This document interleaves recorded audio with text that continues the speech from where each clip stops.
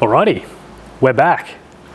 It's been a very long time since I've put any videos up, but thought 2024, why not start the year off a bit different and get back into the YouTube stuff. So a big question a lot of people probably want to know is, where have I been? What have I been up to? I think it's been about 2 years since I last uploaded anything, so probably owe you guys a bit of an explanation. So to summarise, I jumped around a few different workshops. I was pretty busy. I didn't really have an area to film anything in. I don't really have much space at home. The shop that I was working at, my car was there, the R34, I still have that.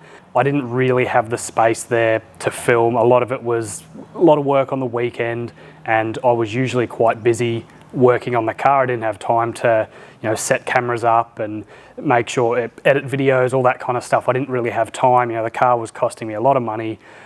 It was a non-stop process getting everything done, and the YouTube stuff unfortunately really fell off, which is a shame because there was a lot of really good stuff going on in the background. We took the car out to roll racing a few times. It had a whole new engine package in it, which funnily enough will lead into what's standing in front of me right now. It had a whole new engine package. Finally got everything that I wanted on the car. Had the high mount turbo, had the external gate, everything that I'd really ever wanted out of the RB I finally had. We took it to roll racing a few times, like I was saying, and reliability was a big problem. The engine was fine, but we had constant driveline issues. We were having gearbox problems, went through a few diffs. We had a diff failure at roll racing, and then we also had one at All Asian Day.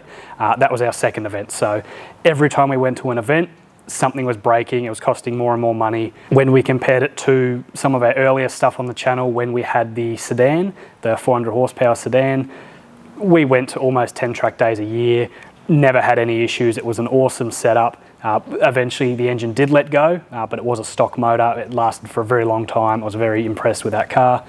But we compare it to now, I got 2 sessions out of the R34 with the new power setup. It was on about 550 horsepower at the tyres. Not all that much power, but it came on quite aggressively. It was quite a small turbo, so it came on very fast.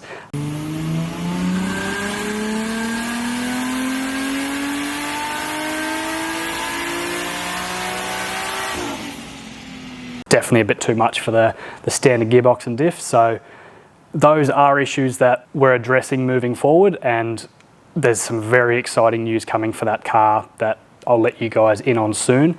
Obviously I want to give everyone an update on how the car currently sits. As it is not driving, it is not running, it has no engine in it, the driveline's out of it.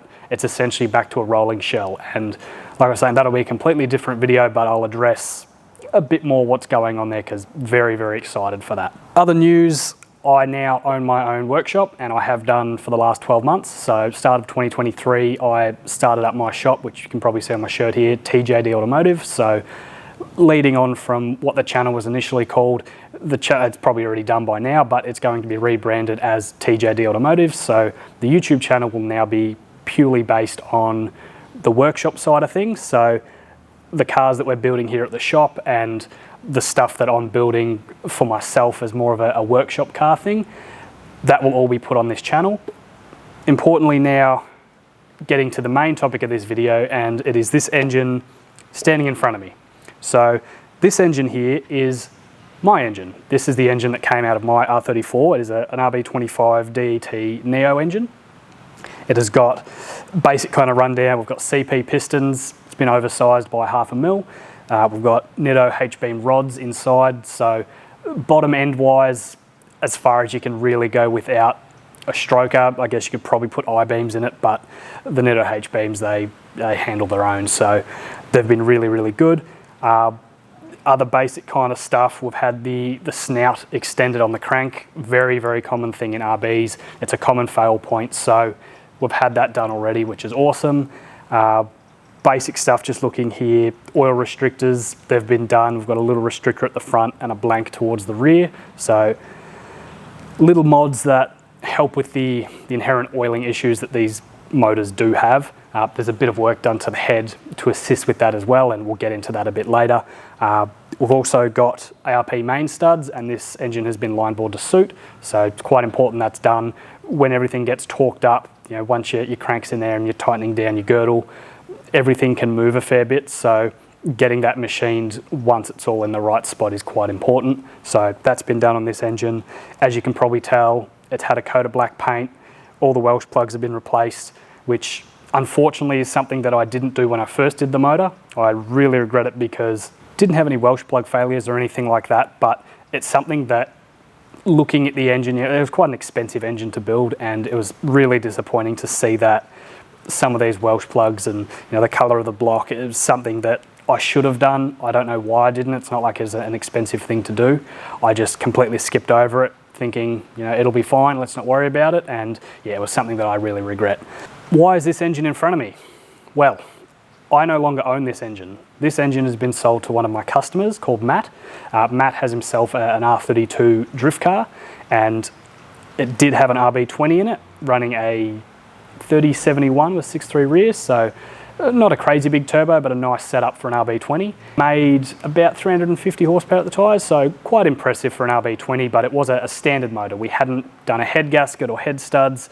Nothing had been changed on that engine. It was completely standard. So it's starting to get to the point now where Matt wants to chase a bit more power. He only started drifting start of last year. It was one of the first jobs that I really did.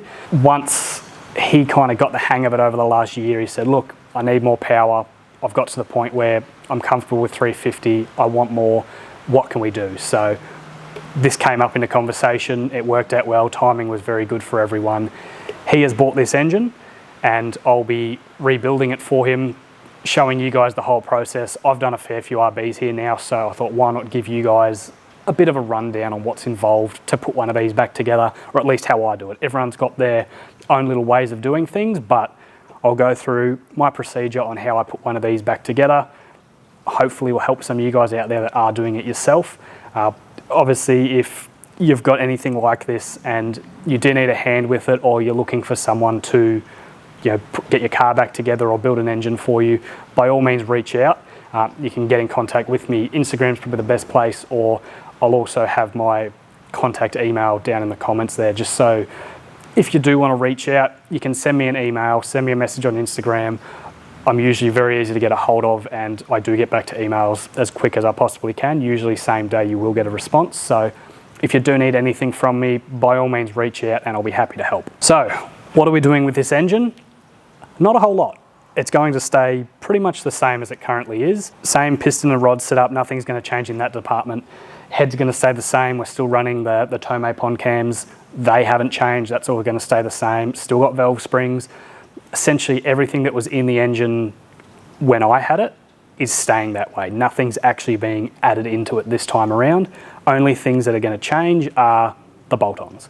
So we're going to reuse the 3071 out of Matt's car, and we're going to increase the size of the rear housing. So as I was saying, it's currently a 6.3 and we're going to go to an 8.2. So get a bit more top end.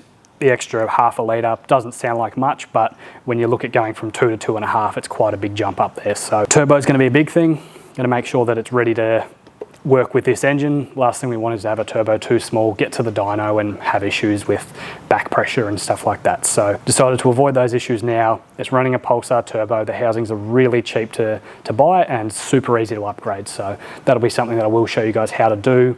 Super simple process, pretty much unbolt one, bolt a new one back on. But when we get to that, I'll go through the whole process. So I've been talking for a while now, haven't really shown you guys too much.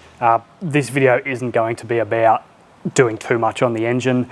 It's more about the fact that I haven't uploaded in 2 years and where I've been at, what I've been doing. So that's pretty much where I'm going to leave this video. And for me, I'm going to keep recording here and get started on this engine and fill you guys in the next couple of videos. But for now, you guys will have to unfortunately wait until those ones come out.